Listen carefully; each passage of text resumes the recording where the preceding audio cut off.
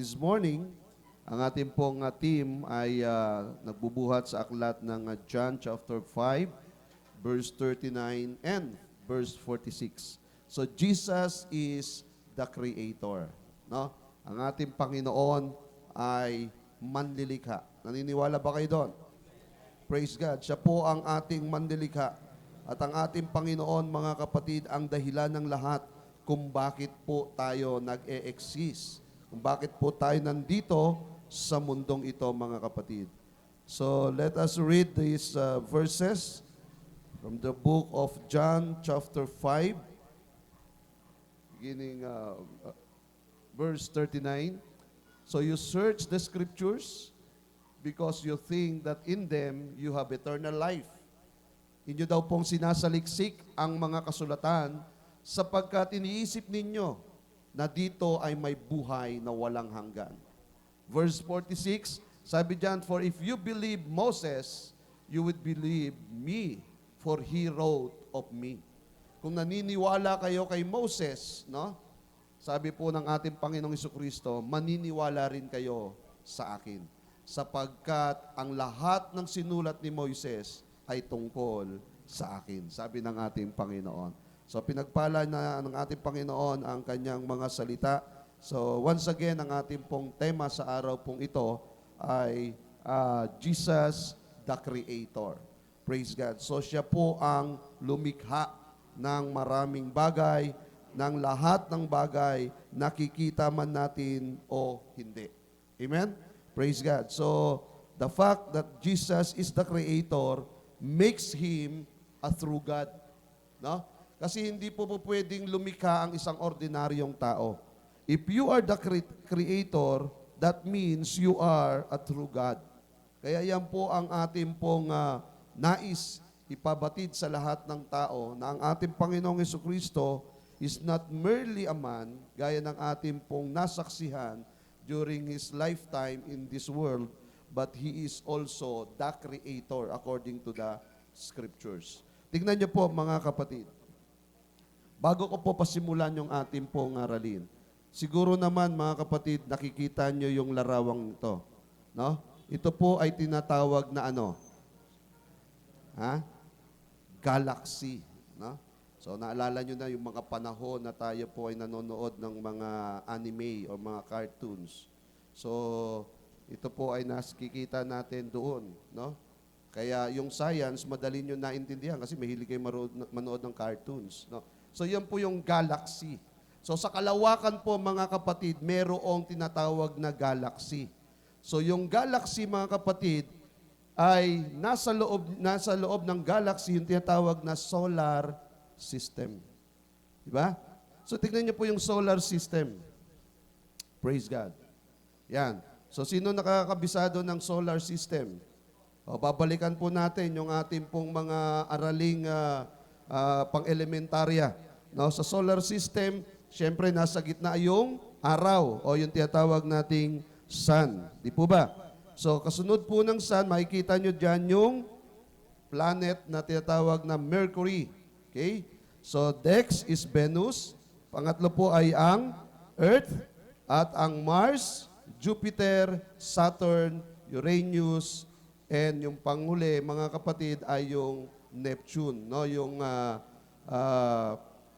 sabi po ng iba, meron daw pong isa pang nag-exist na planeta dyan sa solar system, at tinatawag po nilang Pluto. So, yun naman ay bagong mga updates. At meron pang bagong lumabas na isang planeta na nakita daw sa solar system, at yun naman daw po yung pang-sampung planeta. Now, tingnan niyo po mga kapatid, yung solar system nasa loob ng galaxy. Galaxy. No? At yung galaxy, mga kapatid, ay hindi lamang po isa sa kalawakan. Balikan po natin yung galaxy. Yan. Yung galaxy, hindi lang siya isa sa kalawakan. In fact, mga kapatid, it's either thousands or millions of galaxies meron po sa kalawakan. So just imagine mga kapatid kung gaano kadakila ang Diyos na lumikha. No? So let's go back to solar system. No? One of the planet in solar system is our Earth. yung ating pong mundo. Di ba? So tayo po ay isa lamang sa mga planetang nilikha ng Diyos. No? Now, tingnan niyo po mga kapatid. Ang mundo, mga kapatid, ay umiikot doon po sa gitna ng araw. Hindi tayo nauna sa Venus, hindi tayo nauna sa Mercury, kundi pangatlo lang tayo. Ibig sabihin, mga kapatid, ayon sa mga dalubhasa, ito ay nagbibigay ng sapat na temperatura lamang para sa ating mga living things. Kung tayo po nandun sa Venus or nasa Mercury, hindi po tayo nabuhay. Na bakit? Kasi masusunog tayo sa tindi ng sikat ng araw. Pero doon sa kinalalagyan natin, yung planetang Earth, sapat lang yung init, sapat lang yung lamig, kaya nabubuhay tayong lahat. Ganon kabuti ang ating Panginoong Diyos. Palakpakan po natin ang Panginoon. So, let's continue, mga kapatid. Praise God.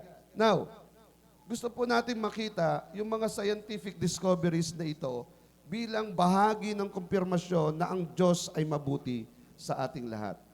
It confirms that the universe is not eternal but in fact had a beginning. So pinakikita lang ng mga scientificong pag-aaral na ang ating pong kalawakan o yung ating pong universe, mga kapatid, ay hindi po siya eternal. Ibig sabihin, hindi po siya walang pinagmulan o walang katapusan. So, siya po mga kapatid ay may pasimula. No? The universe had a beginning. No? Kagaya po niyan mga kapatid, the universe, because of He had a beginning, He has also a creator. Kung paanong meron siyang simula, sa makatwid, merong sa Kanya'y lumikha. Nakuha niyo mga kapatid? May lumikha sa lahat ng nasaksihan natin ito. May lumikha sa mundong ating kinabibilangan. May lumikha doon sa mga planetang nasa loob ng solar system. May lumikha doon sa galaxy, sa Milky Way, na kinabibilangan ng ating mga planeta. Merong lumikha. There is a creator of all those things, mga kapatid, na nasa kalawakan, kabilang tayo. Now, tingnan niyo po mga kapatid. Praise God. Ito po yung katangian ng manlilikha. Sapagkat ang kanyang nilikha ay hindi po ordinaryo, ito po ay napaka-imposible sa mga sa ibang mga manlilikha. No, kung mayroon pong mga taong lumilikha ng mga bagay-bagay, abay napakahiwaga ng manlilikhang ating pong nakilala ngayon. Bakit? Kasi ito pong manlilikhang to na gumawa ng ating mundo, na gumawa ng ating solar system, na gumawa ng ating pong Milky Way galaxy, mga kapatid, He is all-powerful. Napakamakapangyarihan niya. Amen? Napakamakapangyarihan niya. He is timeless. No? Wala po siyang, wala pong panahon na sumasaklaw sa Kanya. Wala pong oras na sumasaklaw sa Kanya. He is timeless. No? Ito pong ating manlilikha, mga kapatid, ay eternal. Ibig sabihin, mga kapatid, siya po ay walang simula at walang katapusan. No? Siya po ay eternal. Nabubuhay siya noon, ngayon, at magpakailanman. No? Kung ang manlilikha natin ay meron pong katapusan, sayang naman lahat ng kanyang nilikha kasi maiiwanan niya lang. Pero dahil siya ay walang katapusan, mga kapatid, magpakailanman, dahil dyan, napakamakapangyarihan ng ating manlilikha. And of course, our Creator is spiritual. Siya po ay spiritual. No? Kasi naiintindihan niya yung kalagayan ng bawat isa. Naiintindihan niya. Yung kalagayan mo, nauunawaan niya. No? Kasi kung paano niya nilikha yung mga dakilang bagay, yung mga napaka-imposibleng bagay, ikaw pa kaya? Ikaw pa kaya? Kaya kung ikaw po'y nakakaramdam ng mga kalungkutan, nakakaramdam ng insecurities, nakakaramdam ng panliliit sa sarili mo, nakakaramdam ka ng para bang wala kang saysay, wala kang silbi, baguhin mo na pananaw mo, kapatid. Bakit? Kasi sa totoo lang, ang ating Panginoong Diyos, because He is spiritual, He always understand our situation. Our weakness, no, yung ating kahinaan, nauunawaan ng Diyos yan. Kasi siya ang lumikha sa iyo. No? Ang iyong pong mga kalungkutan, nauunawaan ng Diyos yan. Ang iyong mga pagkabigo, nauunawaan ng Diyos yan. Naiintindihan ng Panginoon lahat ng kalagayan natin. At in fact, mga kapatid, may handa siyang saklolo o tulong sa ating mga nilikha niya. Kaya hindi tayo dapat nag-aalinlangan. Hindi tayo nagdadalawang isip na lumapit sa ating manlilikha na tunay nga pong maunawain sa lahat ng panahon. Amen? So wag po tayong, wag nating ikumpara yung sarili natin na para bang wala tayong accomplishment sa buhay. Na wala tayong nagawang mabuti sa buhay. No. Huwag natin ikumpara ang sarili natin sa iba na para bang wala tayong pag-asa.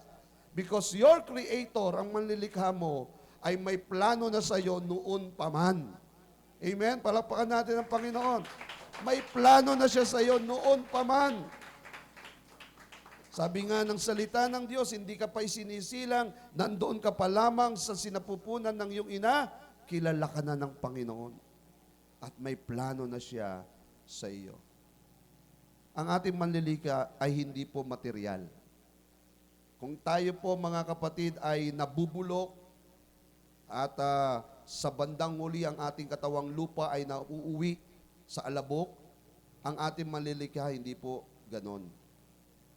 Ang lahat ng bagay sa mundong ito ay lilipas ayon sa salita ng Diyos. But never, never ever the Lord our God. Hindi kailanman mawawala ang ating manlilika, ang ating Panginoong Diyos. Imagine mga kapatid, isang kalawakan kung saan ang Diyos ang siyang may kontrol.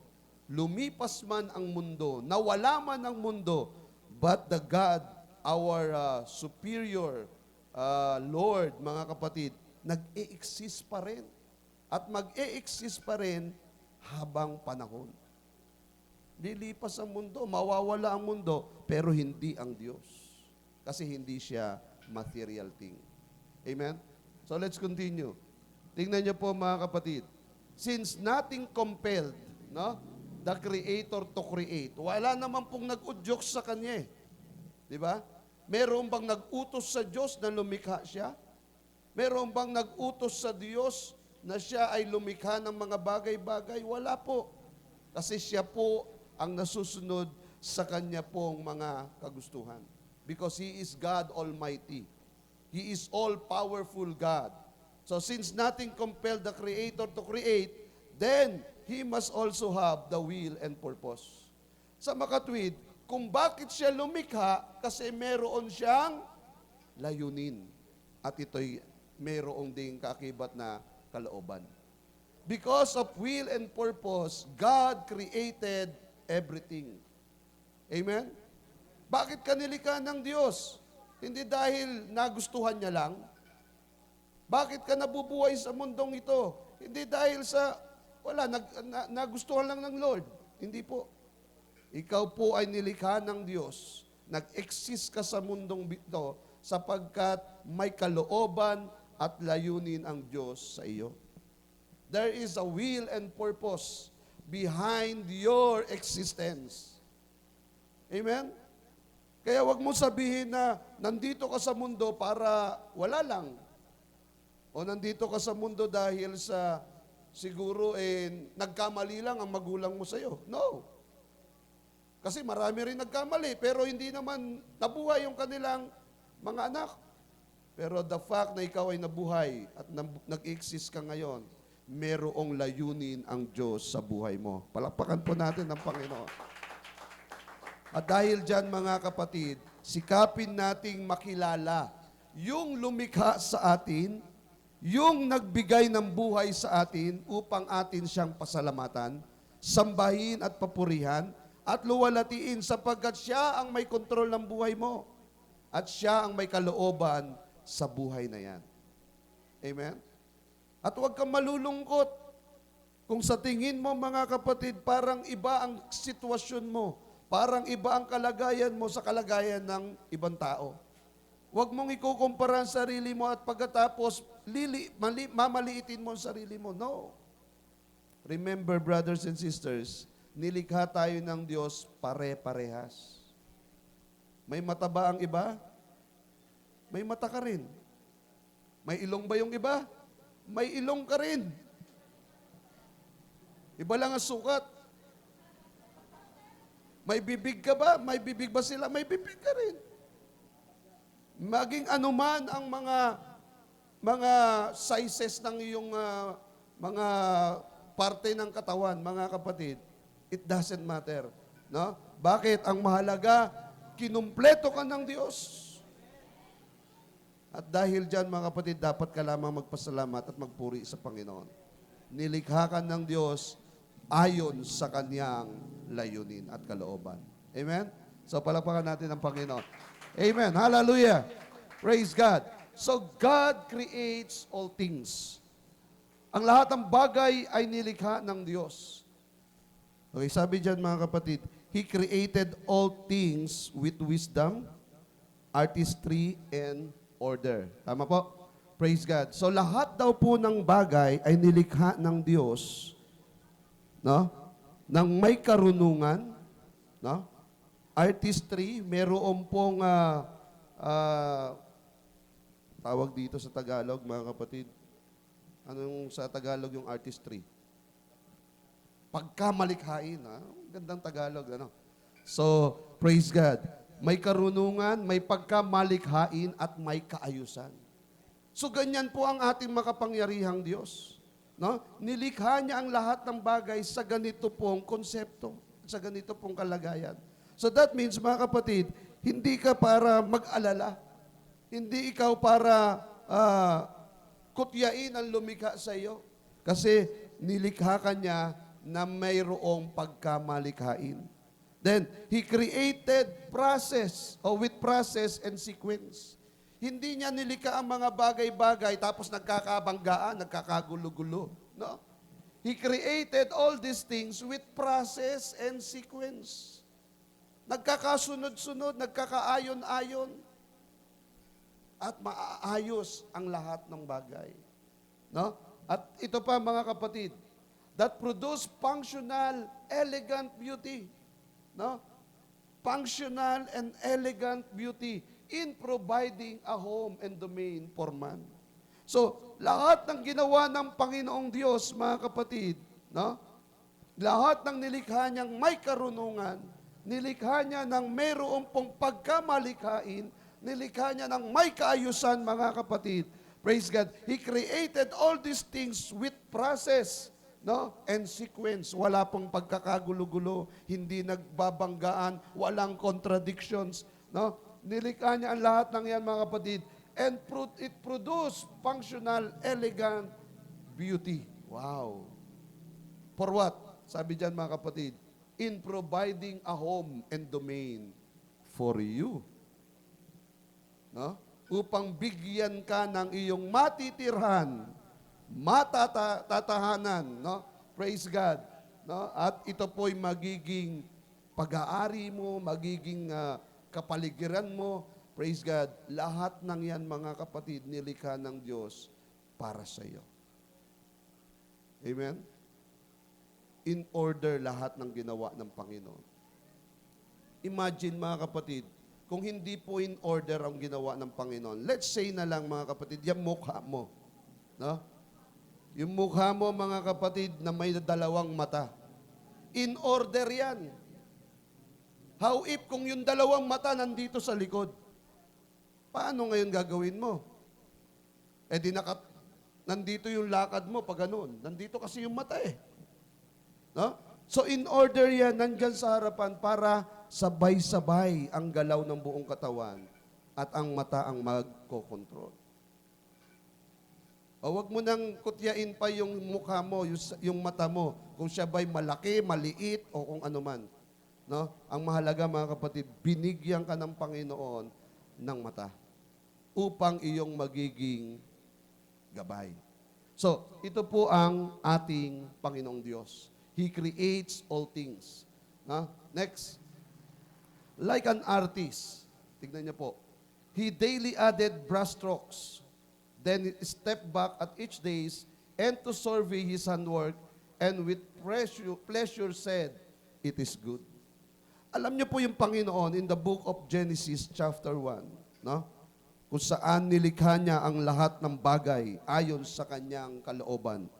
Sa kanyang paglikha, mga kapatid, ng lahat ng bagay, praise God, mula pa nung likhain niya ang kalawakan at paghiwalayin niya ang mga ito at tinawag niyang araw at gabi.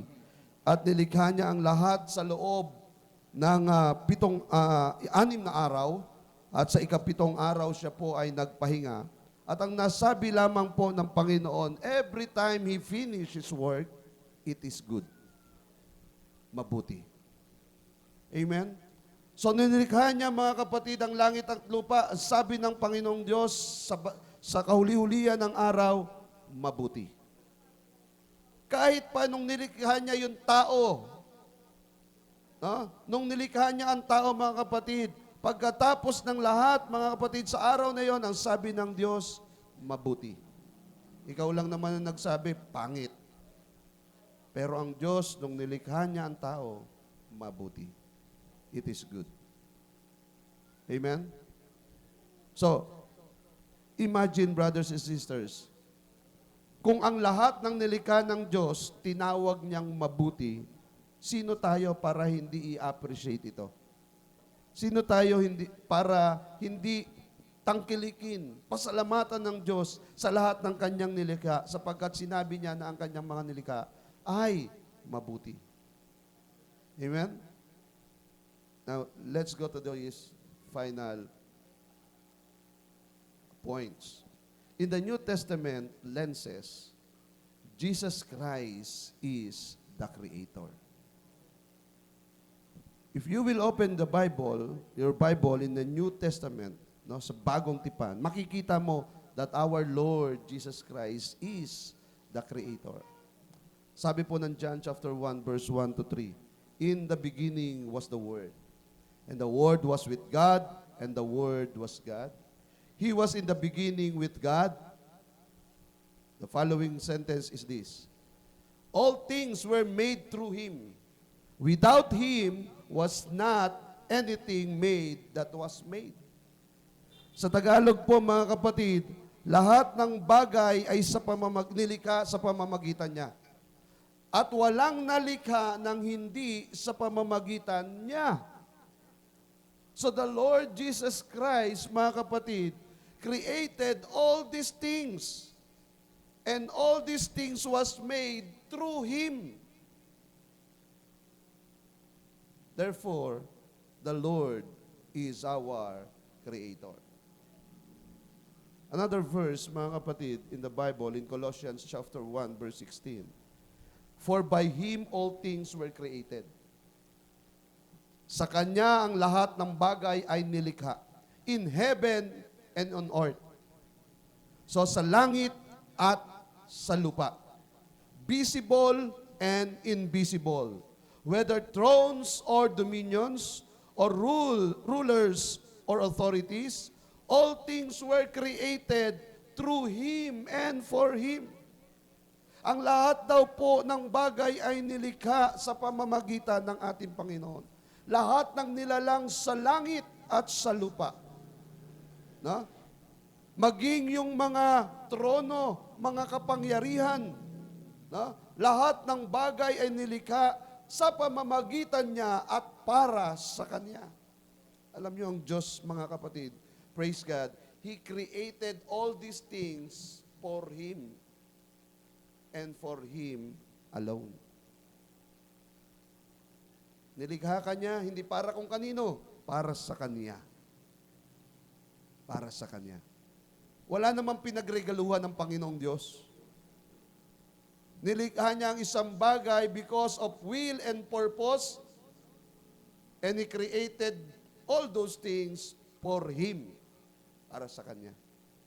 Kaya ikaw, mga kapatid, nabubuhay ka ngayon dahil nilikha ka ng Diyos para sa Kanya. Anong gagawin natin ngayon? E di magpuri tayo sa Kanya, magpasalamat tayo sa Kanya, sumamba tayo sa Kanya, because we were created for Him and for Him alone. Amen? Palakpakan po natin ang Panginoon. Hallelujah. And this is the last verse, mga kapatid, Romans chapter 11, verse 36. Sabi po dyan, mga kapatid, for from Him and through Him, to Him are all things. To Him glory, be glory forever. Amen. So anong ibig sabihin ng mga kapatid? Mula daw po sa Kanya at para sa Kanya, no, ang lahat ng bagay. Para sa Kanyang kaluwalhatian at kapurihan magpakailanman. Amen. We were created by God. And our God who created us is all-powerful God. All-powerful God. Almighty God. Kasi kung hindi lamang po siya all-powerful or almighty, hindi niya magagawa ang lahat ng ito. Hindi niya magagawang mag-function gaya po ng nakita natin kanina. How great is the Milky Way galaxy. How great is the solar system. How great is this earth na nilikha ng Diyos. Mga kapatid, kung hindi po isang makapangyarihang Diyos ang gagawa nito, tiyak magkakaroon ng kaguluhan. Tiyak na hindi po magkakaroon ng maayos na pagkakalikha. Pero napakabuti ng ating Panginoon. No? Ibinigay niya ang isang, anong tawag dito, canvas na napaka-mahal, napaka-importante, napakadakila sa lahat ng canvas. Napakahusay na artist ng ating Panginoon. Kasi ang kanya pong mga ginawa ay hindi kayang tumbasan ng kahit na sino. Amen? So our Lord Jesus Christ is truly a great creator. Amen po ba? Nilikha tayo ng ating Panginoong Jesucristo ayon sa kanyang kalooban at ayon sa kanyang layunin. Kaya, people of God, search and know your purpose. You were here, nandito ka sa mundong ito, hindi para kumain lamang. Nandito ka sa mundong ito, hindi para uminom lang. Hindi para makipagkaibigan lang. Hindi para magpakasaya lang. Nandito ka sa mundong ito dahil sa kalooban at layunin ng Diyos. Ano ang kalooban at layunin ng Diyos? Ang ikaw, mga kapatid, ay magkaroon ng relasyon sa Kanya na iyong nilikha o manlilikha. At ikaw ay magsasamba sa Kanya, magpupuri sa Kanya, maglilingkod sa Kanya, sapagkat siya ang dakilang Diyos. Sa simula pa, mga kapatid, ay itinakda na tayo. Hallelujah. Palakpan po natin pa rin. Tayo pong natin tumayo. Praise God. Hallelujah. Tayo pong natin tumayo, mga kapatid.